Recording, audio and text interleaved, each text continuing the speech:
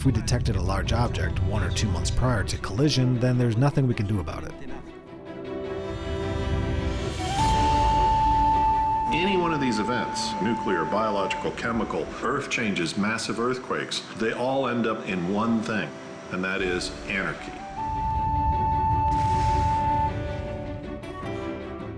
It's extremely difficult to discover planets. Yet modern astronomy has managed to identify over 1,000 planets around other stars. We can always gather some information from the stars so that we can be prepared. If we have to go underground to survive, we're only going to accommodate 6,000 people at this time. What is everybody else going to do?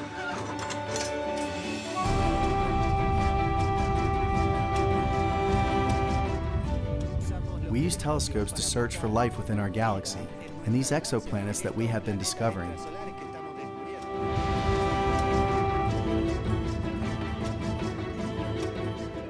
And it's also great to know that I'm contributing to a larger task in a very humble way.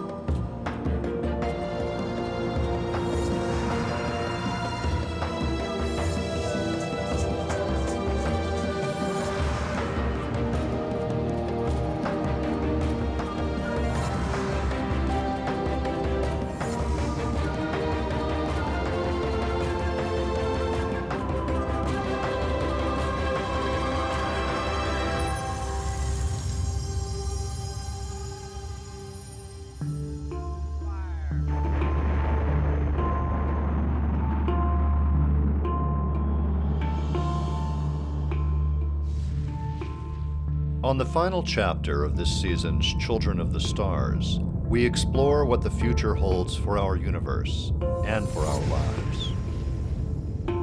We meet the guardians of our planet who monitor the sky, searching for any danger that might threaten our existence in the coming decades.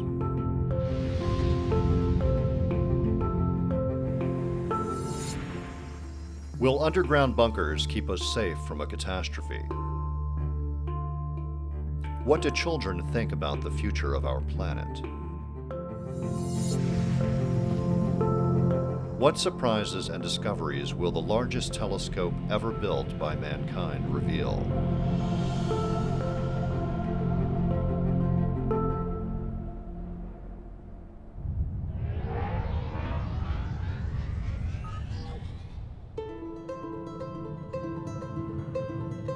We visit an observatory in Spain devoted to tracking potential threats from objects from outer space.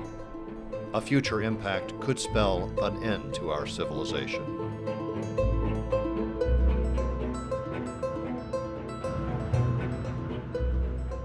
Let's see what we're up to tonight, since the sky's been surveyed quite a lot this month, hasn't it?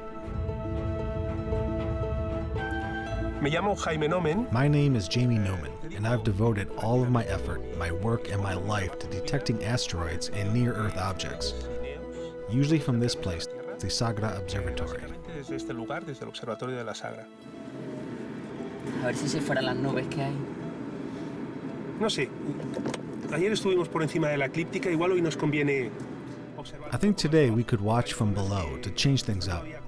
There are areas of the sky that we still have not surveyed this month, and perhaps we should look into those. One could say that this place is among the sites with the darkest skies in continental Europe, if we don't take into account the Canary Islands. We are located in the southeast of Spain, near the Mediterranean coast, relatively close to the meridian, where there is also an important astronomical center called Calar Alto. What we are searching for is near-Earth objects. In fact, most of them are very small stones with a diameter of 100, 130, or 330 feet and can be detected at distances of 3, 6, or 12 million miles. Given that their light is so weak, we need very dark skies for good contrast to be able to detect objects with such faint luminosity.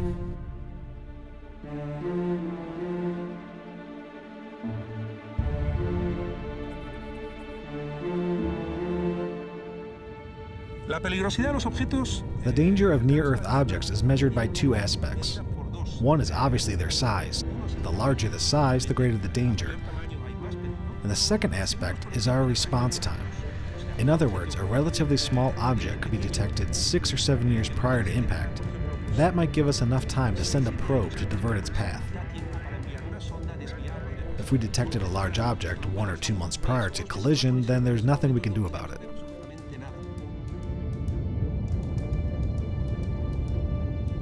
Our mission is part of the first line of work in the process of how near-Earth objects are detected, how to calculate their orbits, and eventually, how they can be diverted. We are involved in the whole process. In the beginning, we first try to detect them in the sky.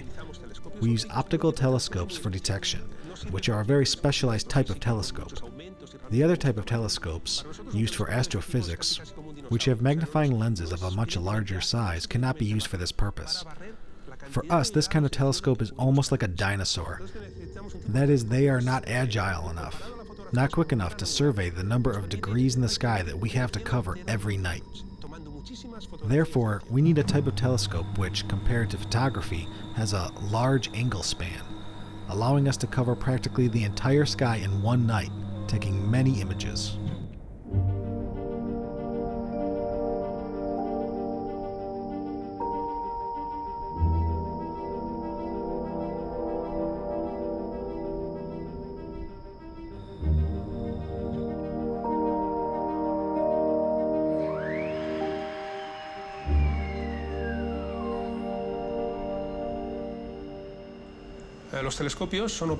The telescopes are operated remotely from this room, but they can also be managed over the internet from any place that we happen to be in.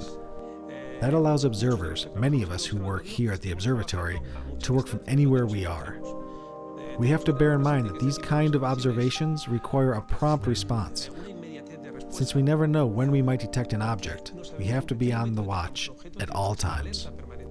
This requires us to input information in real time, so we never stop monitoring the skies regardless of where we are. That means that we could be on a train, a ship, or holiday, anywhere.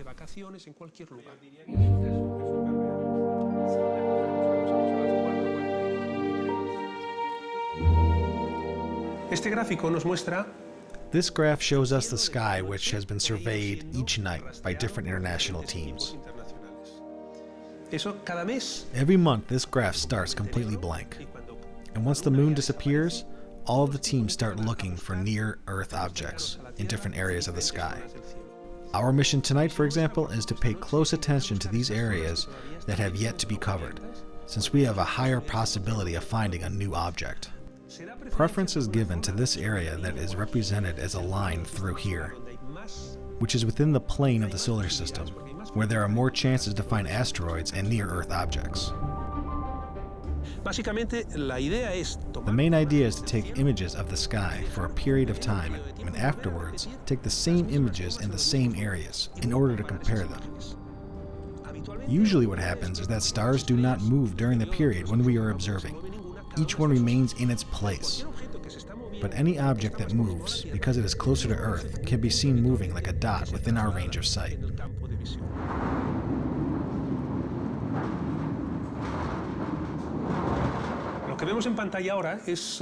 What we're seeing on the screen right now is similar to what we see in web pages, and how we know that we have detected a near-Earth object. These tiny squares are only a small piece of the original image, where sometimes these red circles indicate the trajectory of near-Earth objects. This object is moving at such a high speed that while stars standing still in the same place and represent a single point, we can see that this object has moved up to here. And here it is also shifted. Not only that, but it has also left a trail. That means the object is moving very fast. It looks like we have really detected one, right? We can see it here and here. Here it looks like a small star, and here it looks like something else, I think. Right? del año 2012, On February 25th, 2012, we found an object which clearly looked like a near-Earth object. vimos claramente que era un objeto. We reported this object to the Small Planet Center. Comunicamos al centro de planetas menores. Evidently, at this time, we had no idea whether it could really be an object that could come near the Earth or not. A los pocos días, a los 4 o 5 días, After 4 or 5 days, it seemed that its orbit was very similar to that of Earth, parecía and it seemed that it was intended to have an extremely close proximity to Earth within a year. extremadamente cercana con nuestro planeta. That means that in 2013, it would come within 160,000 miles of Earth. Now, 160,000 miles can seem like quite a distance in terms of a person's movement on the planet, but in terms of astronomy, it is extremely close. On day 14 of 2012, it was identified as a very large object. It was a crater of about half a mile, large enough to break through the atmosphere and produce considerable damage. Since we started keeping records of near-Earth objects, we have never seen a near-Earth object as large as this.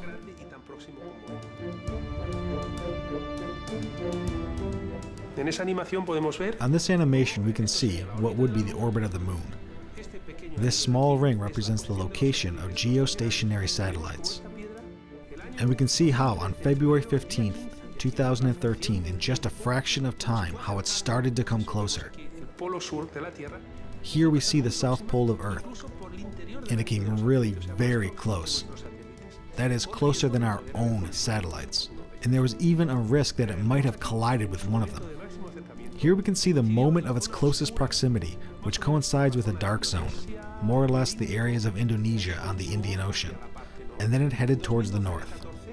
De no haber pasado a 20 If on February 14th, 2012 it hadn't passed at a distance of 160,000 miles, but rather had impacted our planet, it could have gone through the atmosphere in seconds and would have produced a crater of almost a mile. cantidad de A large amount of matter would have been ejected from the ground, and everything within a radius of 62 miles would have been completely destroyed. había quedado completamente todo destruido prácticamente. O sea, In other words, it could have completely destroyed a large city. completamente.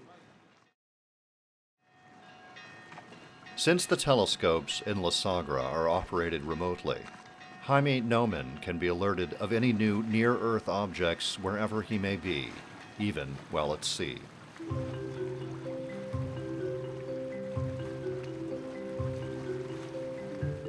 Estamos navegando en el velero de mi hermano Miguel, We are sailing in my brother Miguel's boat. que habitualmente We go out a lot, all year round. a lo largo de todo el año. During the summer, we enjoy sailing to the Baleares Islands, which are close by. They are beautiful. Estará despejado ahí en la Sagra.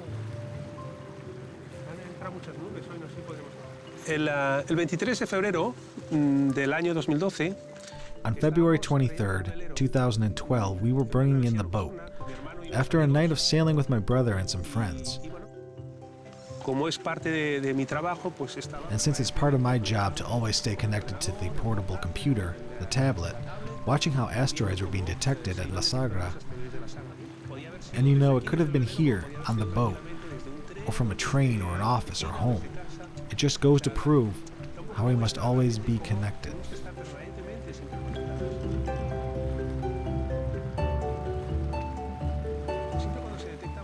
Anytime that a near-Earth object is detected, it is always very exciting at first, since one knows very little about it. You can't really tell its distance. Around this time it was very exciting since we were having an evening of fun with friends. And then near sunrise, at the most unexpected time, we discovered that object.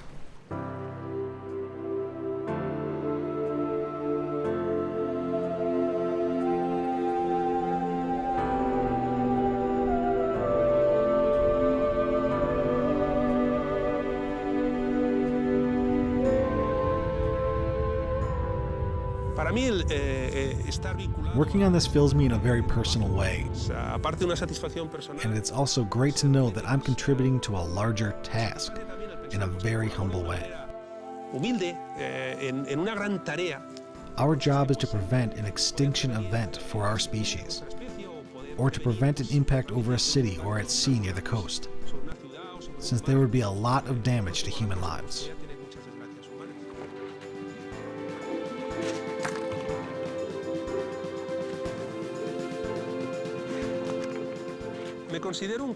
There is no doubt that I am a meteorite hunter.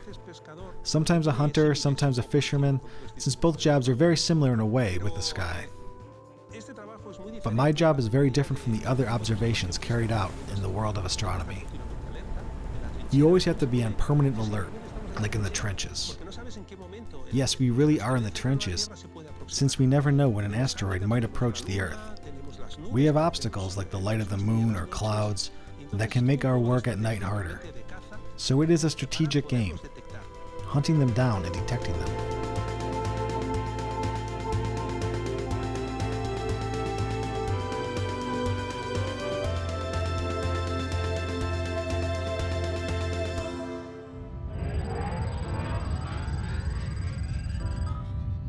We travel to the United States to visit a private company that builds bunkers.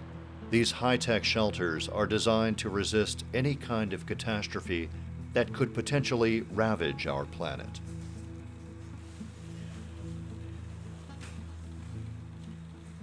For the last 5 years, we've been building shelters, as many as we can, as big as we can, and wherever we can, to accommodate as many people as we possibly can on the planet.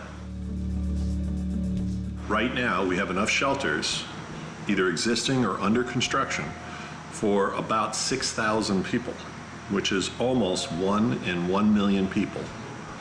That's a lot of people, but it's not even scratching the surface, which makes you worry or wonder, what are the other 999,999 people on the planet going to do if indeed disaster or catastrophe strikes, to the extent that we cannot be on the surface?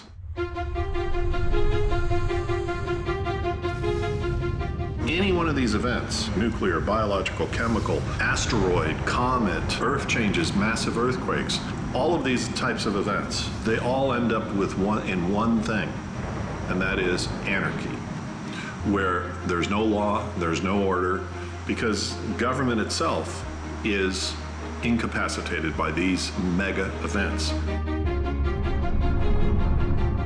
If we have to go underground to survive in a shelter or a bunker, we're only going to accommodate 6,000 people at this time. What is everybody else going to do? So a solution that is turnkey, that includes everything you will need underground to survive for up to 1 year without going back to the surface, without going back to see what's going on, no worries, you're covered, you're protected, sealed in behind blast-proof doors, behind nuclear, biological, and chemical filtration, so pandemics and war gases, nothing will get in. And all the food that's necessary, and the clothing, and the toiletries, everything that you will need to survive for up to a year.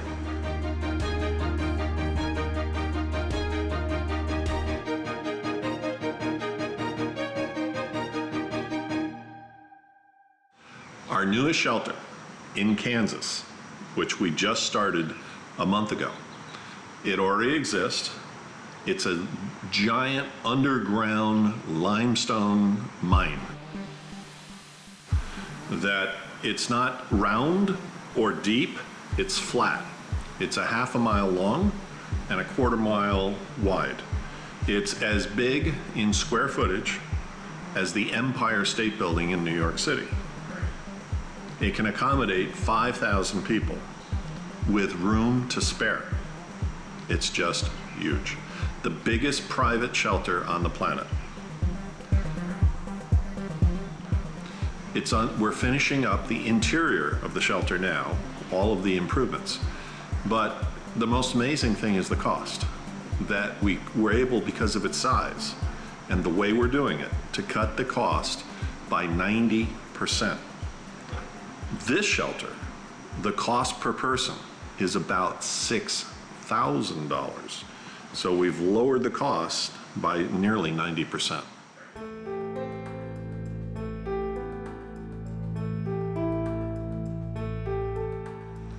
There are events, such as, let's say we were talking about a asteroid or a comet that was going to definitely hit the Earth. Well, we know of one that's going to come very close. It's in the year 2029. So here we are sitting in 2013.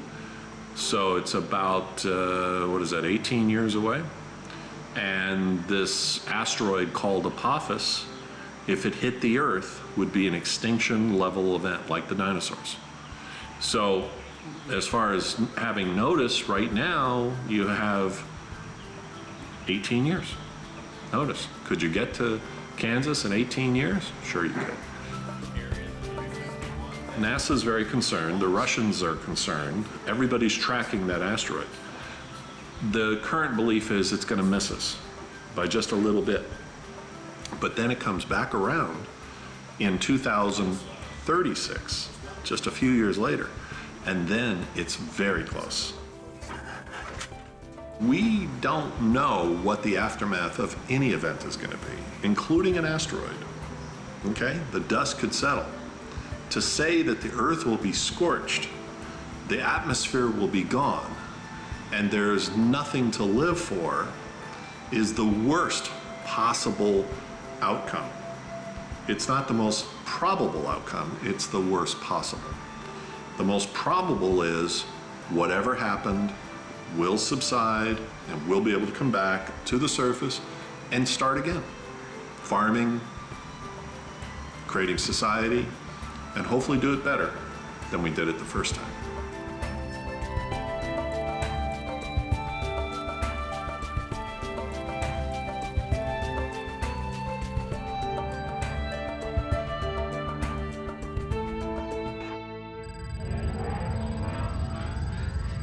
We journey to Bogota, Colombia, in order to learn what children think about the future of our planet and the universe.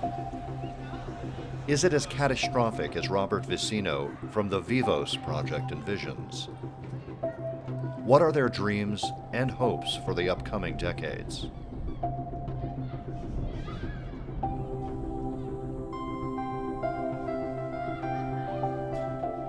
Yo creo que sí, porque no se han descubierto demás planetas. Since new planets have been discovered, I think there could be a chance that life exists on other planets. En otros planetas. Es imposible que en un universo que tiene. I find it hard to believe that in a universe that's 1 billion light years old, that there's only one planet with living beings.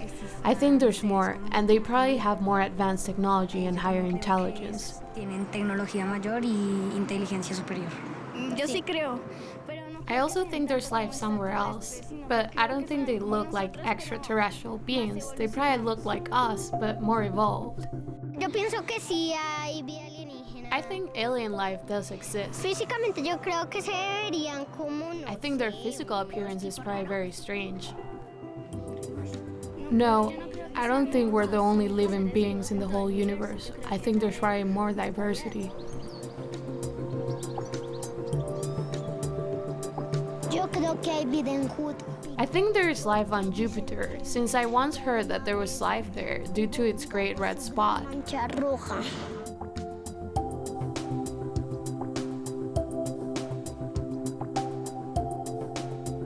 Yo quisiera ser astrónoma. I would like to become an astronomer because I am very interested in the secrets that the stars might hold. I would like to become an aerospace engineer, like those from NASA. I am already an amateur astronomer. I like astronomy because the constellations can show us a large part of our history. Gran parte en la historia. Yo en verdad que quisiera. I really would like to become an astronomer. Me gusta mucho el espacio. I am very keen on space.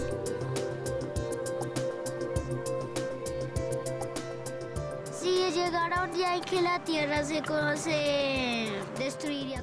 If the Earth was completely destroyed, I would go to Mars and build something that allows us to live there. Y yo haría como...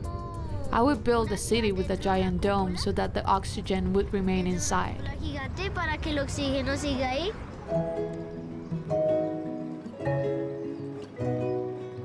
Yo primero observaría Marte, buscaría... I would observe Mars first. I would search for life and water there. I would search for the same things that we have here on Earth.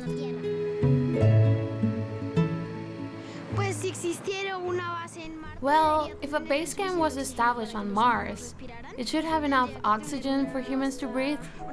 It would require a large amount of food so the people that are there can eat. People would have to get used to weather conditions.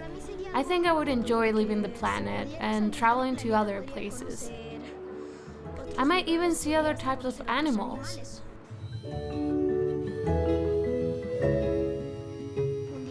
Someday the sun will stop shining, but we're a long way from that time. Right now, we should start caring for our planet because the ozone layer is becoming thin. Many animals and plants are already dying.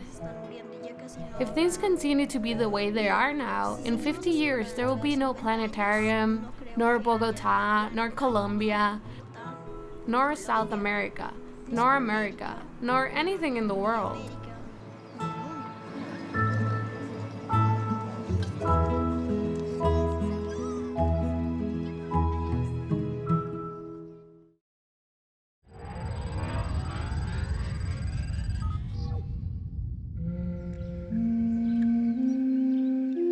During Children of the Stars, we've discovered a rich tradition of stargazing throughout Mesoamerica.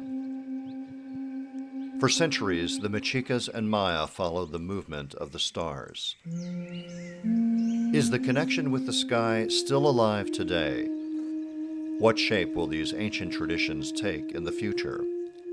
In order to answer these questions, we go to San Pedro Martir, the most modern optical observatory in Mexico.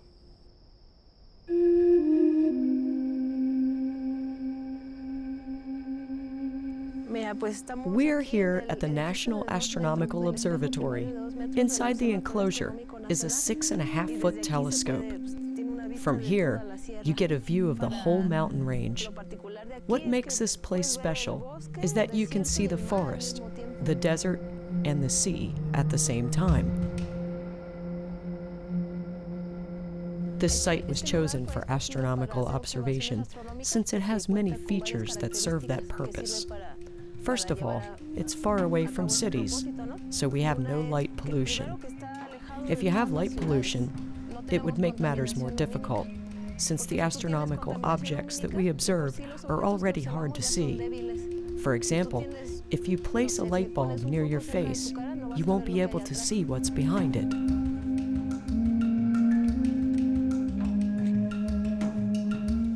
In 2010, a law was passed in Ensenada with the purpose of protecting the sky from the light of nearby cities. This doesn't mean that the cities are required to switch off their lights, since that wouldn't be secure. What we're aiming for is making them more efficient, because we've found that some lights are not facing down, and almost 30% of the light goes up into the skies.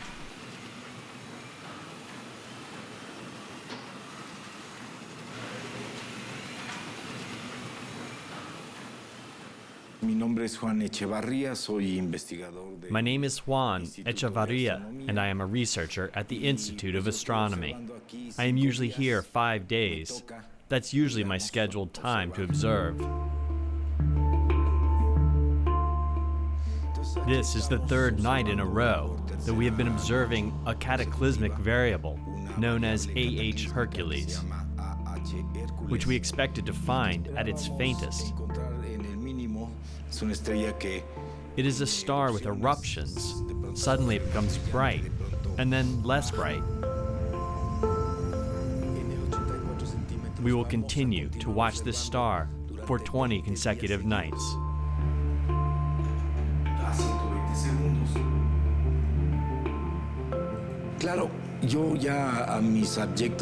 But since I am 60 years old, I don't stay here observing for more than a week.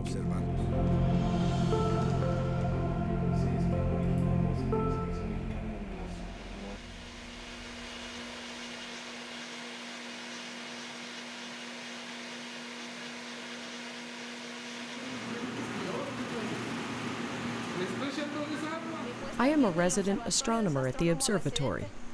Basically, we're in charge of supporting astronomers and calibrating the instruments they will use.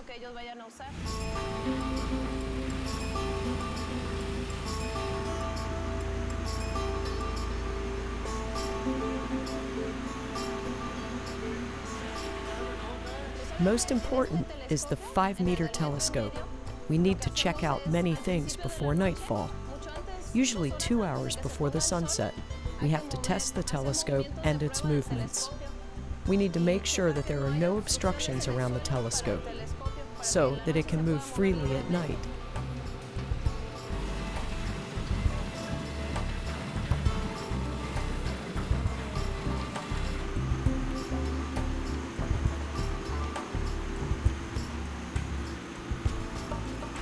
With this telescope, we can observe several types of celestial objects. For instance, nearby stars, faraway stars, faint objects, galaxies, planetary nebula, reflected light nebula, and planets. This is a robotic telescope, which has the advantage of pointing quickly towards a particular area of the sky where any explosions are occurring.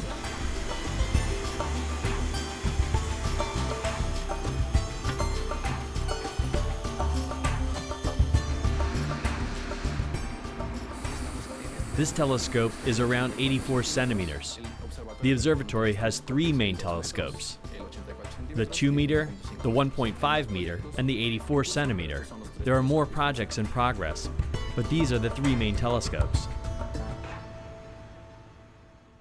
The main advantage that we have in this observatory is the quality of the sky. Literature shows extensive studies of the quality of the sky from this site. The other unique feature of the site is the landscape, which is amazing, very beautiful.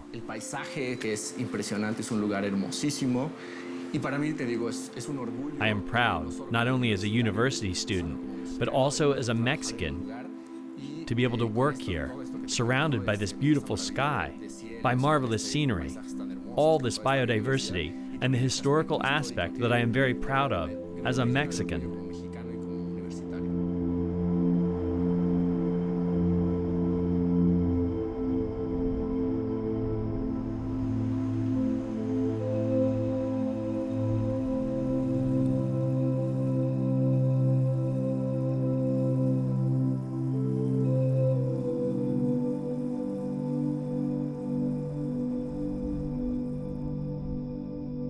The Atacama Desert is yet another place with extraordinary conditions for observing the night sky.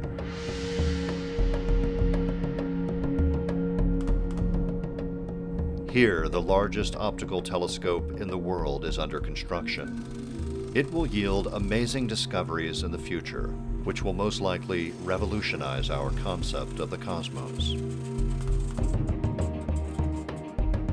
We're a bit further south from the city of Antofagasta, in a unique site in our planet. If you look around you, it seems that there's no life of any kind. It looks like an uninhabited planet. We're in a very iconic place in Chile, since we are a few miles away from Cerro Paranal, home to the best telescopes in the world. We're also a few miles away from the future observatory of Cerro Armazones, where the largest astronomical telescope in the world will be built. It's currently in the planning and development stages.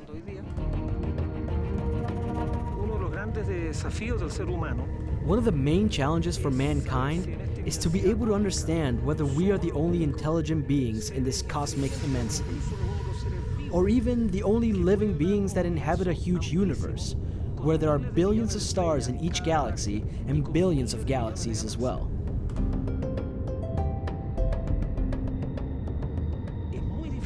It's very hard to detect planets. Nevertheless, astronomers have currently managed to identify over 1,000 planets surrounding other stars. But the future telescopes that will be built on that hill will provide information on what kind of planets they are, including whether these planets could hold any type of life.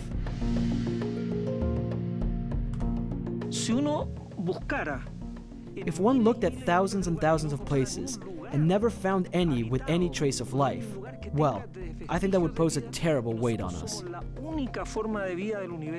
If indeed we are the only living beings in the universe, we should take all the necessary precautions. So I think there are enormous challenges ahead, and of course, astronomers have a role to play. But these are challenges for mankind, not only for astronomy. We're not speaking about the last quasar, which might not interest the public. We're talking about mankind.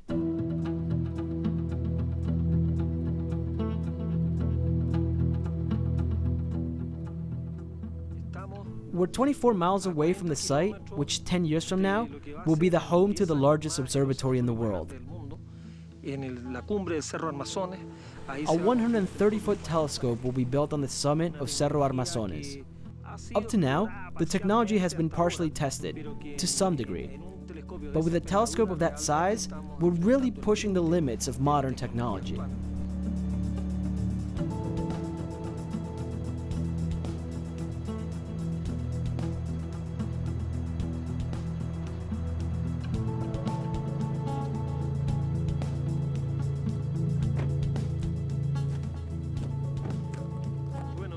Well, this is the first time that I've visited Cerro Armazones. It's amazing to think that we're only 12 miles away from what is currently the largest facility for astronomy in the world, the Cerro Parañal. But on the other hand, this is the future. We're walking on the grounds that will be the future of astronomy for the next 50 years. I'd never been in Cerro Armazones before. The place is different from any other that I know. The road was very uneven since a proper road has not yet been built. A good road will be mandatory in order to bring in the mirrors of the super telescope, which will be built on the site. This is an unforgettable experience. Seeing this place before the summit of the mountains gets blasted off and before the giant telescope is built, it is amazing. I hope I can remain active for another 20 years so that I can take advantage of that amazing telescope. Well, this is like a tower to measure the quality of the sky. It's known as a STIM and has been used in almost all observatories, like Tololo, La Silla, Las Campanas, as well as here. This was the first one installed. The telescope that will be built on Cerro Armazones is truly a telescope of the future. Astronomers already reached the limit. We can't build one-piece mirrors with a diameter larger than 26 feet. In order to build a 130 feet or 137-foot telescope, 1,000 hexagonal segments need to be made. I mean segment-like tiles, where each one is supported at 3 points. They'll form a parabolic surface or a spherical surface, which will be 137 feet in diameter. These are here, installed on good ground. Do you know that they get full of dust and the Martian soil cleans the dust off? That is how they continue to operate. Oh, imagine that. In very simple words, the importance of a giant telescope is that it will allow us to classify planets. With current telescopes like the VLT, for instance, or telescopes in La Silla, we are discovering planets. This giant telescope will allow us to classify those planets, to learn whether they have an atmosphere, what type of atmosphere, measure their size properly.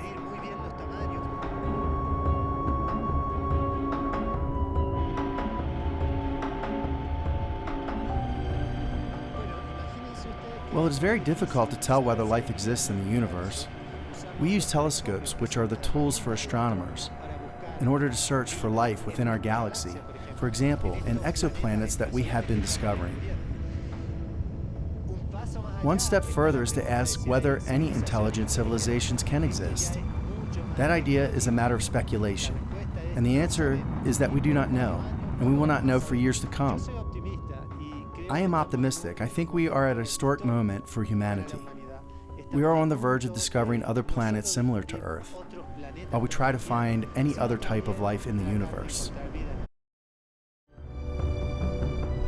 So, to start, building such enormous telescopes poses a technological challenge. It requires developing new ways to make it work. In a few more years, it'll be available for all of us to use. Remember the space race of the 60s? It seemed impossible to take man to the moon. It wasn't feasible with the technology available in the 60s. New technology had to be developed, and currently, we are all still using that technology.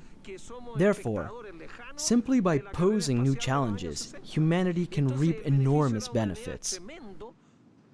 Perhaps the challenge of building a 130-foot telescope will result in our children and grandchildren having new types of things or goods which they would not have otherwise. So I believe that the whole human adventure is wonderful. Another possible future adventure is to facilitate human space travel and to build new homes outside of planet Earth. To investigate this possibility, we meet Pedro Duque, an experienced Spanish astronaut. Dentro del trabajo de astronauta he hecho varias veces. As an astronaut, I've been involved as a backup here on Earth. And I have also taken part in 2 space flights. The first was in 1998 with an American shuttle, which involved a whole series of experiments we had to carry out. I was also one of the flight engineers in the shuttle. The second time I was on the International Space Station for 10 days and on board of a Soyuz spacecraft carrying out experiments. I was the co-pilot in the Soyuz spacecraft.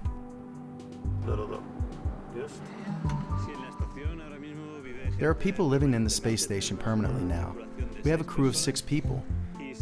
The day is scheduled hour by hour.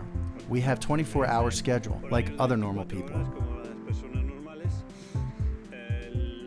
The working day is fixed by the control centers in the different countries.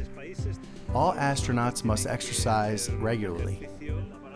When you are on the space station for a long time, you must exercise during an hour and a half besides your work routine. That is how we get organized, more or less.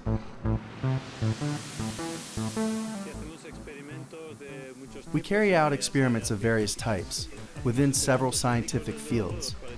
We have medical experiments on which I was involved related to the cardiovascular system. I had to wear electrodes on the heart. Others are related to the response of the brain. So one must also have electrodes on the head, and well, other tests from other fields as well.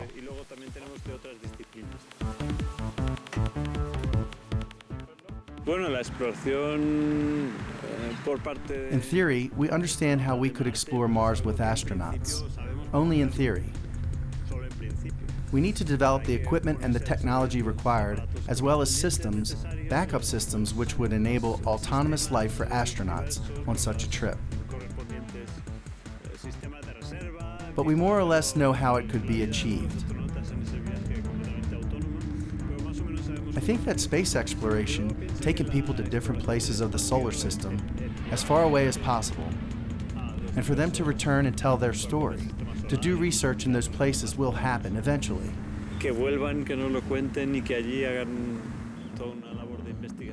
Because human nature does not remain static. It will happen whenever it is feasible.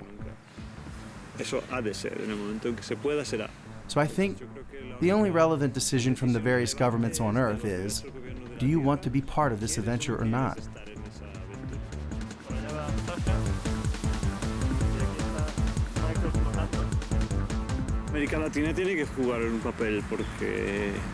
Latin America has a role to play because the relationship in terms of the technological capacity and economic capacity in human society changes throughout history.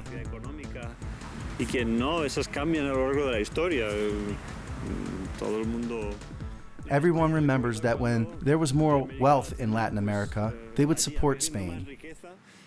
And at other times, it has been the other way around. These things change, and Latin American governments should promote these projects so that there is a basis for this to happen. Education is extremely important, and to provide support to enterprises with projects so that the engineers can work and develop. Y junto con Ed, que me está filmando ahora, y Yuri Malenchenko, pues esperamos tener una buena bajada. Yo tengo hijos y claro, esas cosas las he pensado. I have children, and of course, I've thought about these questions before. I think the main message to convey to children and young people is that knowledge is a great source of fun. For instance, if you visit the Museum of El Prado and you don't know anything about the artists who did the paintings, you might not enjoy them to the fullest. No sabe quiénes son los pintores y no sabe quién vino antes de quién, se divierte muchísimo menos. Es el conocimiento es lo que le hace divertir. Knowledge is what makes things enjoyable, so the more you know, the better. So that enjoyment and enthusiasm is what results in innovation, and that is what we are looking for. Esta nave se irá y se quemará en la atmósfera. Y con eso acabamos. Hasta luego, amiguitos. In the same way that astronaut Pedro Duque wants to convey a passion for learning to his children, we meet another father and son in an entirely different environment. In the Mayan jungle of La Condona in Mexico, we will witness how, in the 21st century, indigenous communities are trying to find a place within our high-tech world, conveying their ancestral knowledge to new generations so that their legacy is not lost in the future.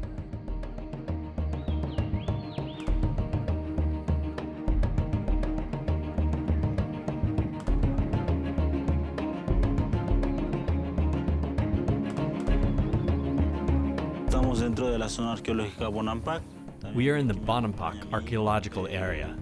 My son is coming along too. His name is Yuk in the Mayan language, but he is also called Damien, like myself. Here, as Lacandonan people, we are trying to maintain our history, our roots. In this case, I was telling my son about our surroundings in the Lacandan jungle, about nature, about where we are heading, in our own language, which is Maya Lacandonan. We are going to an archaeological site, which is the home of our ancestors.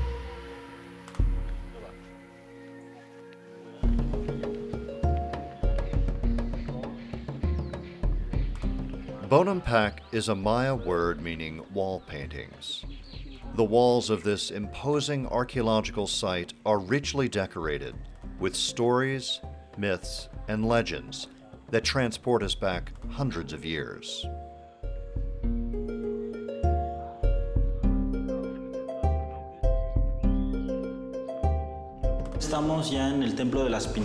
We are in the Temple of the Paintings, built in 790 AD. This could be one of the last monuments built in this Mayan city by the last ruler, who was known as Chanwan II.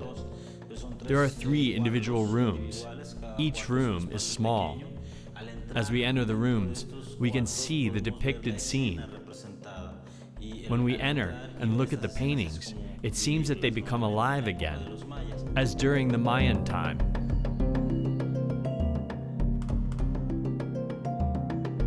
In this case, in this room, the scene represents a party. The party revolves around presenting a boy, who is the heir to the Bonampak throne.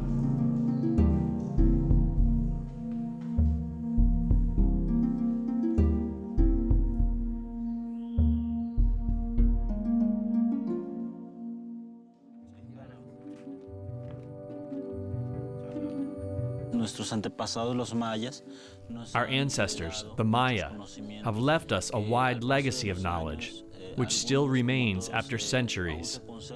Some has been lost.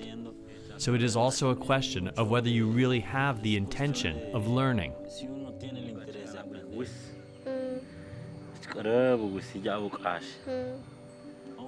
We still watch the sky. At daytime, we watch natural phenomena. For instance, when is the season of rain approaching? When is a good time for sowing and planting? At night, it's the same, the stars. We can always gather some information from the stars so that we can be prepared.